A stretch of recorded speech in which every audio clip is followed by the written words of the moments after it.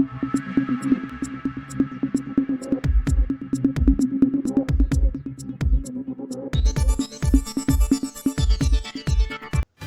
ദിവസത്തെ കേരള സന്ദർശനത്തിന് രാഷ്ട്രപതി ദ്രൗപദി മുർമു ഇന്ന് കേരളത്തിലെത്തുന്നു.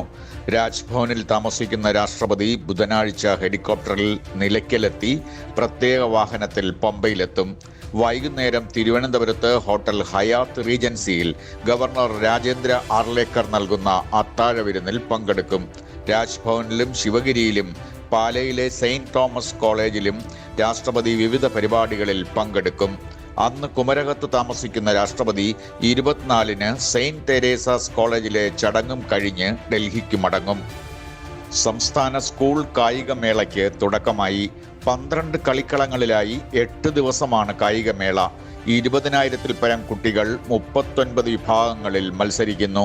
തിരുവനന്തപുരം യൂണിവേഴ്സിറ്റി സ്റ്റേഡിയത്തിൽ മുഖ്യമന്ത്രി പിണറായി വിജയൻ കായികമേള ഉദ്ഘാടനം ചെയ്തു.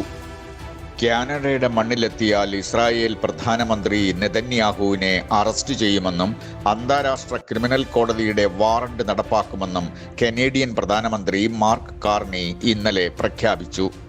തിരഞ്ഞെടുപ്പ് അടുത്തപ്പോഴാണ് ഇടതുപക്ഷത്തിന് ബുദ്ധി ഉദിച്ചതെന്ന് BJP അധ്യക്ഷൻ രാജീവ് ചന്ദ്രശേഖർ പറഞ്ഞു. PM ശ്രീ എപ്പോഴേ അംഗീകരിക്കപ്പെടേണ്ടതായിരുന്നുവെന്നും കുട്ടികളുടെ ഭാവി നശിപ്പിക്കുന്ന രാഷ്ട്രീയമാണ് ഇടതുപക്ഷത്തിൻ്റെതെന്നും രാജീവ് ചന്ദ്രശേഖർ പറഞ്ഞു. ആശാ വർക്കർമാർ നാളെ ക്ലിഫ് ഹൗസ് മാർച്ച് സംഘടിപ്പിക്കുന്നു.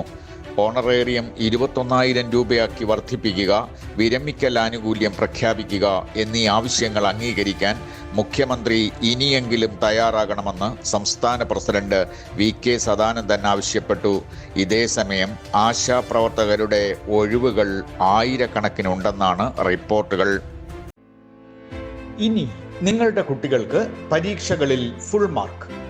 അവർ ഇനി ഒരു ക്വിസ് ഗെയിം പോലെ പരീക്ഷകളെ ഇഷ്ടപ്പെടും.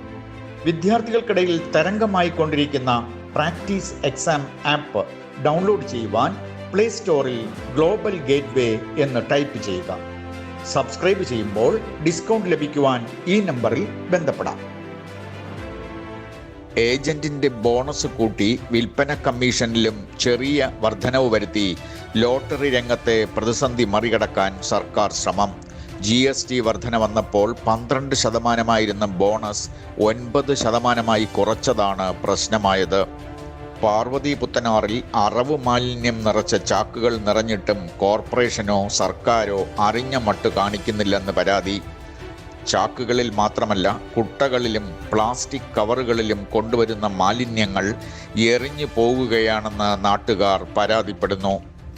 വലിയ ജലസ്രോതസ്സുകളിൽ അറവു മാലിന്യവും ശൗചാലയ മാലിന്യവും ഇട്ട് നിറയ്ക്കുന്നതിനെതിരെ ശക്തമായ നടപടി വേണമെന്ന് IMA ദേശീയ കൺവീനർ ഡോക്ടർ സുൽഫി നൂഹു ആവശ്യപ്പെട്ടു. അമീബിക് മസ്തിഷ്ക ജ്വരം വ്യാപകമാകുന്നത് ഗൗരവമായി കാണേണ്ടതാണെന്നും അദ്ദേഹം പറഞ്ഞു. ശബരിമലയിലെ സ്വർണവും മറ്റ് സ്വത്തുക്കളും ആര് തൊടാൻ ശ്രമിച്ചാലും കമ്പ്യൂട്ടറിൽ അറിയാൻ കഴിയുന്ന ഡിജിറ്റൽ ലോക്ക് ഏർപ്പെടുത്താനുള്ള ശ്രമങ്ങൾ ദേവസ്വം ബോർഡ് ആരംഭിച്ചു. തിരുവല്ലം പരശുരാമസ്വാമി ക്ഷേത്രത്തിൽ തിരുവാതിര ഉത്സവം ഇന്ന് തുടങ്ങും. വ്യാഴാഴ്ച ഉച്ചവരെ നീണ്ടു നിൽക്കുന്ന ഉത്സവത്തിൽ 26-നാണ് തിരുവല്ലം പൂരം. ബലിതർപ്പണ ചടങ്ങുകൾക്ക് പ്രശസ്തമാണ് തിരുവനന്തപുരത്തെ ചരിത്രമുറങ്ങുന്ന പരശുരാമസ്വാമി ക്ഷേത്രം. ഇന്ന് കവി A. അയ്യപ്പൻ്റെ 15ാം ചരമവാർഷികം. ആശാൻ പുരസ്കാരം ഏറ്റുവാങ്ങുന്നതിന് തൊട്ടു മുമ്പ് ജീവിതയാത്ര അവസാനിപ്പിച്ച കവിയുടെ സ്മാരകമെന്ന സാംസ്കാരിക വകുപ്പിൻ്റെ തീരുമാനം ഇതുവരെ നടപ്പായിട്ടില്ല. നെടുമങ്ങാട് DYFI SDPI സംഘർഷത്തിൽ പരസ്പരം ആംബുലൻസുകൾ തകർത്തു. ഈ മാസം 19-ന് തുടങ്ങിയ ആക്രമണങ്ങൾ തുടരുകയാണ്. കായ്പാടി, പള്ളിമുക്ക്, മുക്കോല തുടങ്ങിയ സ്ഥലങ്ങൾ കേന്ദ്രീകരിച്ചായിരുന്നു അക്രമങ്ങൾ. പൊറോട്ടയും ബീഫും നൽകി ആക്ടിവിസ്റ്റ് എന്ന പേരിൽ വന്നവരെ മലകയറ്റി എന്ന തൻ്റെ പ്രസ്താവനയിൽ ഉറച്ചു നിൽക്കുന്നു എന്ന് NK പ്രേമചന്ദ്രൻ MP പറഞ്ഞു. പോലീസ് അകമ്പടിയോടെ സ്ത്രീകളെ ശബരിമലയുടെ ആചാരമറിയാതെ എത്തിക്കാൻ ശ്രമിച്ചത് ഹീനമായ നടപടിയായിരുന്നു എന്നാണ് പന്തളത്തെ വിശ്വാസ സംരക്ഷണ സംഗമത്തിൽ താൻ പറഞ്ഞതെന്നും പ്രേമചന്ദ്രൻ MP പറഞ്ഞു. കേരളത്തിന് പുതുതായി 649 മെഡിക്കൽ സീറ്റുകൾ കൂടുതലായി ദേശീയ മെഡിക്കൽ കമ്മീഷൻ അനുവദിച്ചു. രാജ്യത്താകെ 11,400 MBBS സീറ്റുകളാണ് പുതുതായി സൃഷ്ടിച്ചിട്ടുള്ളത്. വാർത്തകൾ ഇതുവരെ ഇവിടെ പൂർണ്ണമാകുന്നു. കൂടുതൽ വാർത്തകളുമായി വീണ്ടും കാണാം. നമസ്കാരം.